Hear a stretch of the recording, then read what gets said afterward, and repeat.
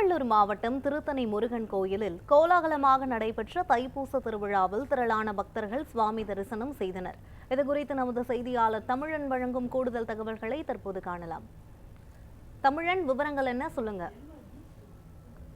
யுவராணி, தற்போது பார்த்தால் திருவள்ளூர் மாவட்டம் திருத்தணி சுப்பிரமணிய சுவாமி திருக்கோயில் முருகப்பெருமானை பிரத்யேகை பெற்ற 5ஆம் படை திருக்கோயிலாகும். இந்த திருக்கோயில் தைப்பூசத்தை முன்னிட்டு மூலவர் முருகப்பெருமானுக்கு சிறப்பு அபிஷேகம் ஆராதனை நடைபெற்றது. இந்த நிகழ்ச்சியில் பங்கேற்பதற்காக தமிழகத்தின் பல்வேறு மாநிலங்களில் இருந்து மற்றும் அண்டைய மாநிலங்களில் இருந்து ஆந்திரா, கர்நாடகாவில் இருந்தும் லட்சக்கணக்கான பக்தர்கள் மலைக்கோவில் குவிந்தனர். சாமிக்கு நேர்த்திக்கடன் செலுத்துவதற்காக காவடி எடுத்துக்கொண்டு உடலில் அழகு குத்தி கொண்டு வரிசையில் நின்று சாமி தரிசனம் செய்தனர்.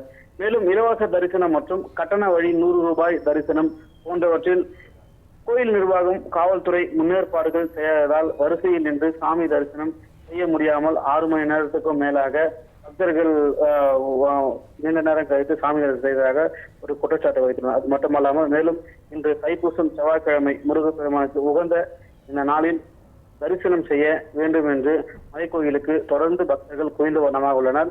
இதனால் மலைக்கோயில் அடிவாரத்தில் இருந்து போக்குவரத்து பாதிப்பாக உள்ளது. யுவராணி, விவரங்களுக்கு நன்றி தமிழன்.